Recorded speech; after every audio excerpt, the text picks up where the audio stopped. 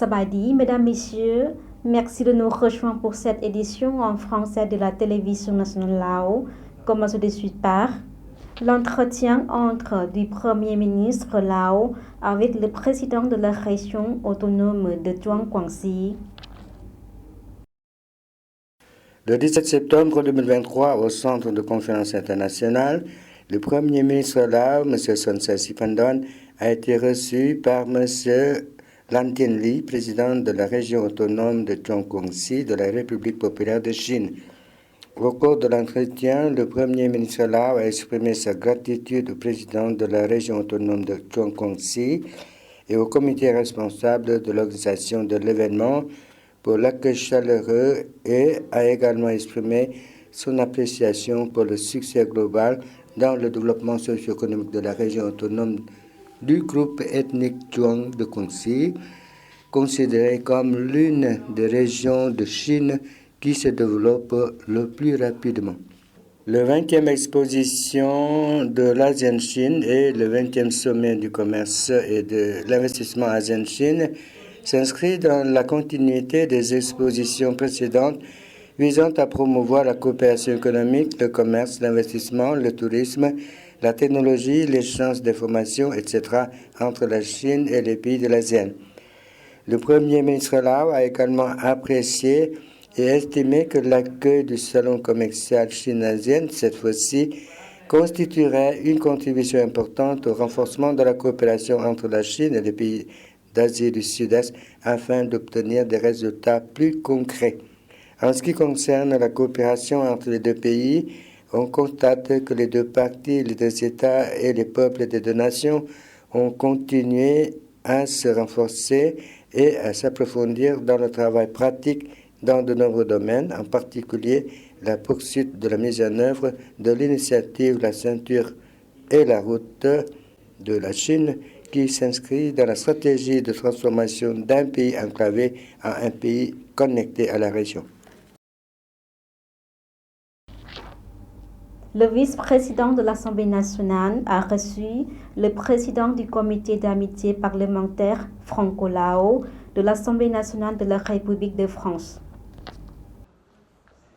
Le 18 septembre, Mme Sunthan Sanyatiak, vice-présidente de l'Assemblée nationale du Laos, a accueilli M. Bruno Millien, président du comité d'amitié parlementaire franco-lao de l'Assemblée nationale de la République de France, à l'occasion de sa visite au Laos du 17 au 23 septembre 2023.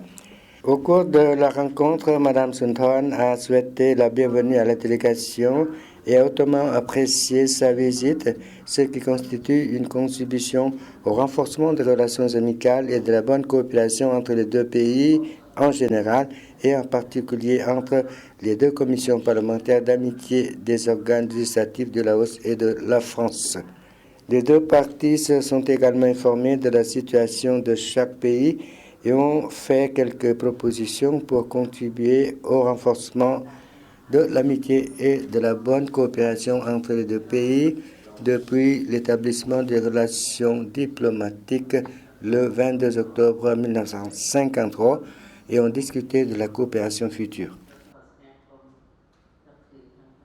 L'Institut national des beaux-arts du ministère de l'Information, de la Culture et du Tourisme a organisé une réunion pour faire le bilan de l'année académique 2022-2023. La réunion suivie d'une cérémonie de remise de certificats a été organisée le 19 septembre à l'Institut des Beaux-Arts à Vientiane en présence de M. Vansi Kwamoa, vice-ministre de l'Information, de la Culture et du Tourisme, des enseignants et des étudiants. L'Institut national des beaux-arts a mis en œuvre les cours d'enseignement et d'apprentissage approuvés par le ministère de l'Éducation et des Sports et le ministère de l'Information, de la Culture et du Tourisme. Cet institut dispense des cours à 3 niveaux, comme le programme pré-licence du système de 3 ans, spécialisé dans les beaux-arts, sculpture et arts graphiques. Le programme licence de 5 ans, comprenant 5 spécialisations telles que les beaux-arts, la sculpture, les arts visuels, la reconstruction de l'art traditionnel et le design artistique. Et le programme master de 2 ans comporte une spécialité, le management art culturel. L'ouverture de l'année académique 2023-2024 a été déclarée à cette occasion. Le bureau du procureur populaire suprême et la Banque du commerce extérieur du Laos se coopèrent dans la fixation de la clé de la coordination.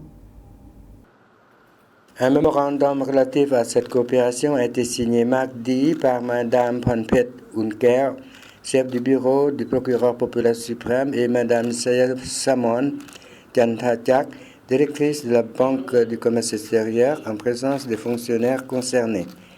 Selon un mémorandum qui a fixé des règles du bord d'utilisation du texte, la forme et la clé de coordination entre les deux organisations dans leur ensemble, vise à assurer la qualité de la mise en application du travail. La finale du concours de chansons contemporaines Lao a eu lieu le 17 septembre au bureau de la compagnie Lao Art Media. Ce concours débuté au mois de mai a pour objectif de promouvoir et d'encourager de nouveaux artistes ainsi que de préserver, de faire vivre les vieilles chansons immortelles en utilisant la langue lao selon l'original. Le gagnant du concours est M. Bom Siang Savan, qui a remporté 10 millions de kip et les trophées. Le deuxième est M. Phonker, gagnant 7 millions de kip, et le troisième est M. Ampavan Sihabut, qui a remporté 5 millions de kip.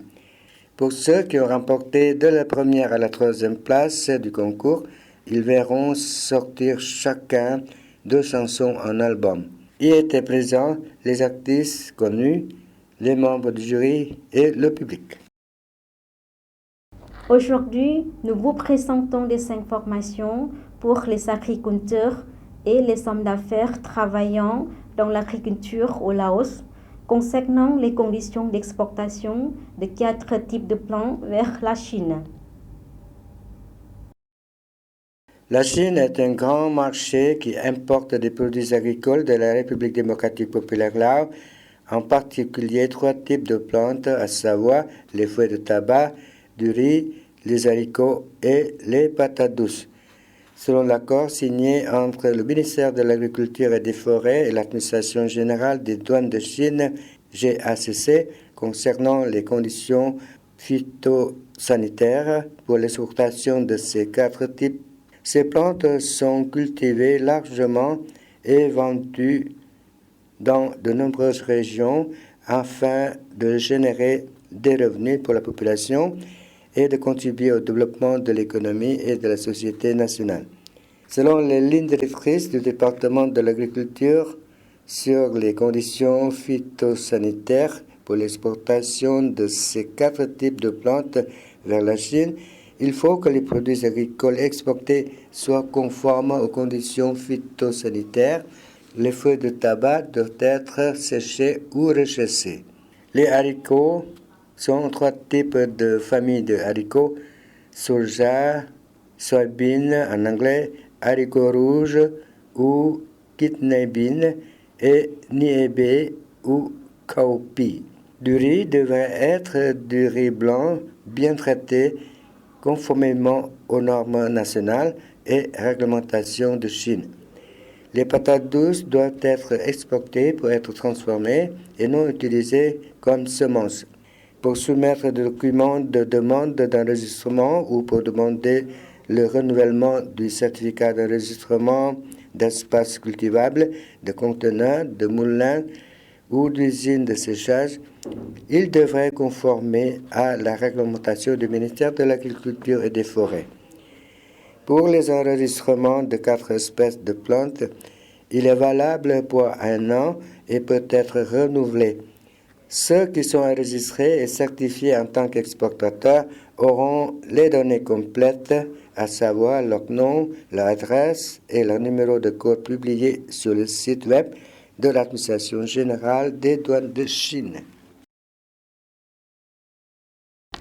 Voilà, c'est la fin de cette édition. Toute l'équipe vous remercie pour votre fidélité, Pour voir ou revoir nos reportages, rendez-vous sur la page internet du journal français de la télévision nationale Lao. Au revoir.